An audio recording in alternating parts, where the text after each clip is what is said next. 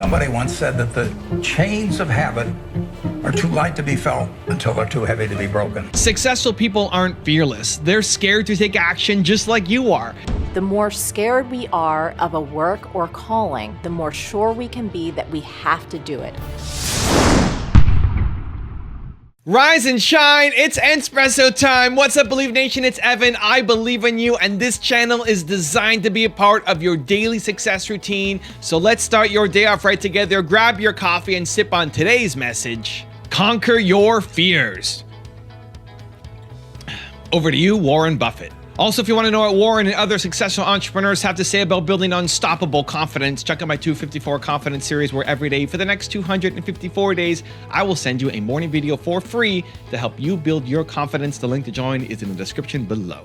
It's important to associate with people that are better than yourself. I wake up every morning. Espresso keep me going. I wake up every morning. Somebody once said that the chains of habit are too light to be felt until they're too heavy to be broken. I had been terrified of public speaking. I couldn't do it. I'd throw up. And I knew if I didn't cure it then, I'd never cure it. And so I saw an ad in the paper for the Dale Carnegie course, which worked on developing your ability to speak in public. And I went down there. Be sincere. A good smile has the same effect as a puppy's tail. When a puppy wags... They made us do all these crazy things to get out of ourselves, and so we stood on tables and did all kinds of things.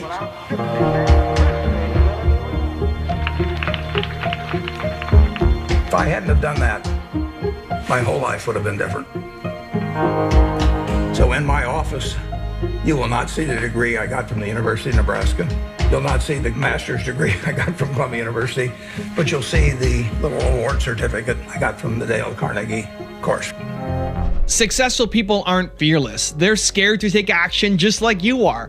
The difference between successful people and everyone else is they feel the fear and they do it anyway. They don't allow the fear to control them. This is one of the most important skills you can ever learn. Whatever fear is in front of you, as long as you give it power and control over you, you will never accomplish your goals. You'll be here in the exact same spot that you are right now, 1 year from today, facing the exact same fear, wondering why you haven't grown. Facing your fear is scary. It's supposed to be, but it's the only way to not let that fear have control over your life anymore. And it's the only way you're actually going to achieve that big dream of yours. So if you're ready to face your fear instead of letting it control your life, give me an I'm ready in the comments below. Now, my biggest fear is in disappointing people. I hate the idea of letting somebody down. I hate the idea of that somebody will come and see me or book a time with me, or I'm going to go meet with somebody and they leave feeling like they wasted their time. And so as a result,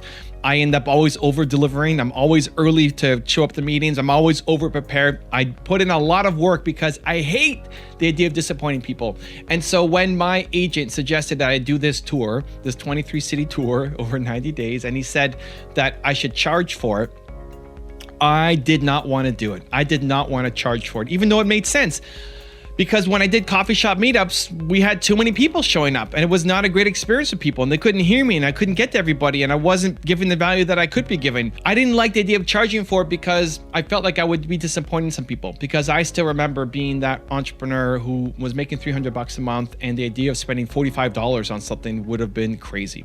And so because I was afraid of doing it though, I had to go off and do it because I'm afraid of letting somebody down, but it makes sense for my business of where I need to take my mission, then I have to do it. When you feel the fear, that's the most important thing. It's not, I'm afraid, and so I'm going to tell myself some story as to why I can't do it. It's no, I'm afraid, and it's a legit fear.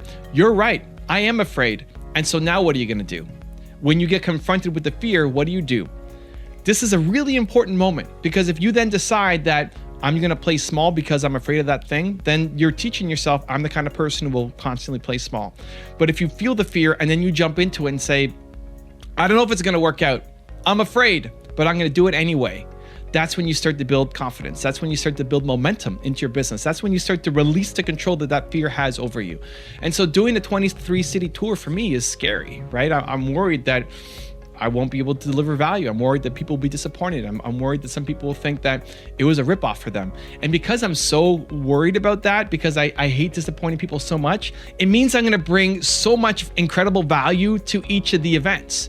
It means I'm gonna way over deliver like crazy to make sure that everybody leaves there having had a tremendous experience. It's so important for me that the people who come out, that this event in whatever city they're going to is the next turning point for them. I'm putting that much pressure on myself that for this $45 ticket, this will be your next turning point.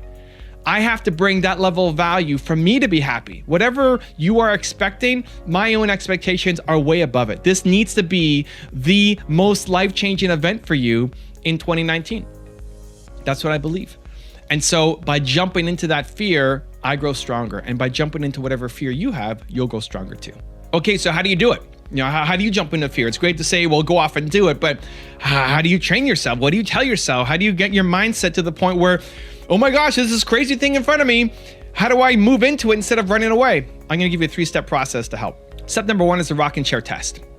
This is where you imagine your life at the end of your life. You know, however old you're gonna be, you might be 200 years old by the time we get there, but when you're at your end of your life, you're about to die, and you're living out your last days, the rocking chair test. Look back on this moment. And this is what I do. I don't want to live with regret. And we very rarely regret the things that we did. It's most often the actions not taken. You will regret the stuff that you do not do because you are afraid. If you do not do this thing that's in front of you because you're afraid, you will regret that for the rest of your life. And what I do is I make that future regret so painful. I make it so incredibly I imagine decades. If I didn't agree to do the tour, I would imagine decades. Like, this would have been the greatest moment in my life. Like, this would have been the turning point, and I was too afraid to jump in and do it. And the decades and decades of suffering that I would have as a result. And then I bring that back to the present moment and then realize that that future pain is so much bigger than the current pain of just going off and doing the thing. And so imagine that this thing that's in front of you, if you don't do it, you will regret it forever and make that moment so painful that it forces you into action right now. Use the rocking chair test. Number 2 is remember that you rock. You've had some moments of success. You've had moments of victory in the past. You know that you can do this thing. You may not always believe it, but you have had moments where you rock. And so I go through this phase even right now as I'm preparing for my tour. I go through these moments where I'll think about, holy cow, I got this tour coming up. I need to provide insane value. I need to prepare more. I need to have every line down. I need to crush it because people are paying to come and see me, and it better be the greatest thing of all time for them. And then I look at my notes of what I've done for my plans for what the workshops are going to be like, and I look it over like, holy cow, this content is amazing. If I deliver it, what I wrote down, it's going to be life-changing for people who come out. And I remind myself that this is amazing, like that I rock, that I crush when I get into it, that meeting people face-to-face and experiencing the energy is so much better than just seeing me on camera here. Like, when people interact with me, the energy transfer is real. You will come out believing in yourself more. And so reminding myself that I rock, that I'm great at this stuff, that this is actually the thing that fills me up the most, that this is what allows me to have the most impact on people, helps me get through. And so you too, remember that you rock. Remember that you're awesome. Remember that you help people. Remember that you're good at this thing. Remember that you're going to get a result out of it. Remember that if you keep putting in the effort and the work and the hustle, you will get the result that you're after. Remind yourself, whatever that process is, if you think back to past victories, if you think back to awards you've gotten, if you think back to the customers that you've helped, remind yourself that you rock and that you can do this. And step 3 is tie your self-worth to the effort, not the results. This becomes super important because at the beginning of anything, you will have setbacks. You won't win out of the gate. It'll be slow. You'll get tiny little minuscule results. And then if you keep putting in the effort and you keep working hard, you will get better. It may take a long time depending on how gifted you are and how quickly you learn. But if you can tie your self-respect to the effort that you put in, you will ultimately win. This is what successful people do. It's great to win. Successful people win all the time, but they've lost way more than they've won. And the people who end up being losers in life, they don't even try because they're afraid of the loss. because all you want to do is win, and you're too afraid to lose, and so you don't even try. And that's the biggest loss of all. And so if you can detach yourself from the result and say, at the beginning, I expect to suck. At the beginning, I don't think this is going to work out. That your first YouTube video won't get any comments. That your first Instagram post won't be very good. That the first time you get in front of the camera, you will be terrible and nervous and not know how to get words out of your mouth. That the first time you go and do a sales presentation, they're not going to say yes. I expect to suck at the beginning of everything that I do. And then that relieves the pressure because I expect my first thing to suck. And then I'll keep getting better. The more I do it, the more practice I put in. And so if you can tie your self-respect, how you value yourself, the opinion that you have of yourself, to how much effort you're putting in, and are you getting better than you were yesterday, as opposed to just looking at the results, that's where you ultimately will win. 5 years ago, I had 7,000 subscribers on my YouTube channel. I started putting out 3 videos a day. I started getting better. I was cringing looking at my own content. I couldn't watch my own videos back, but I did 3 videos a day for 5 years and I got better.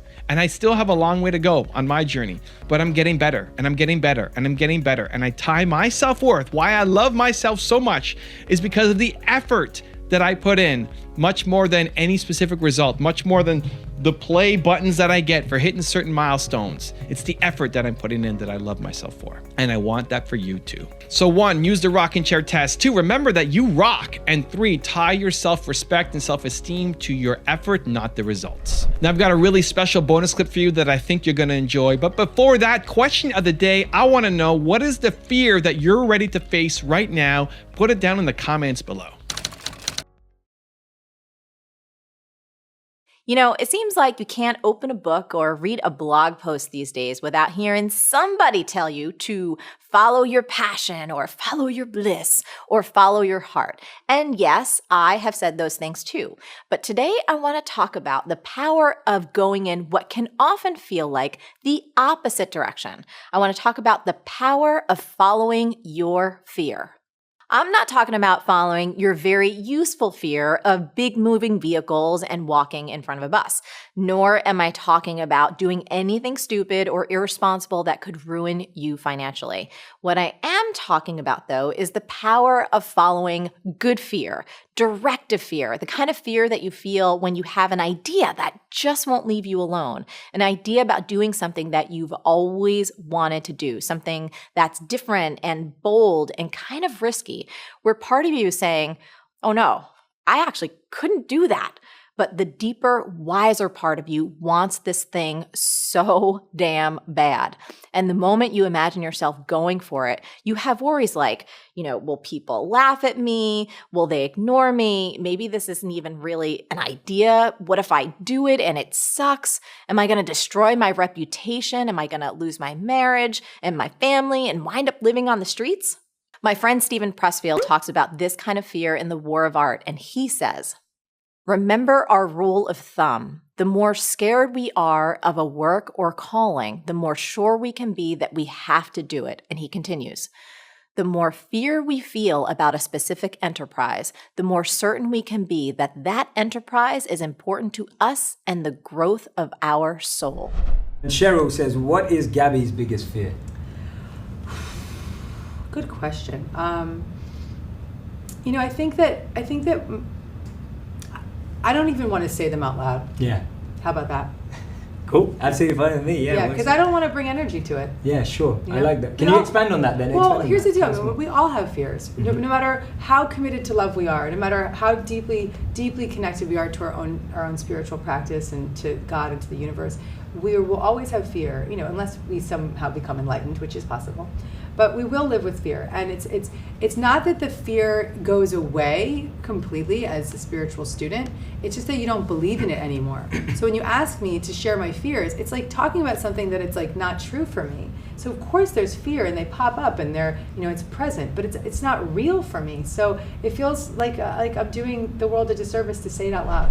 If you want more Warren Buffett, check out the top 10 rules video I made on him. The link is right there next to me. I think you'll enjoy it. Continue to believe, and I'll see you there. Defining your circle of competence is the most important aspect of investing.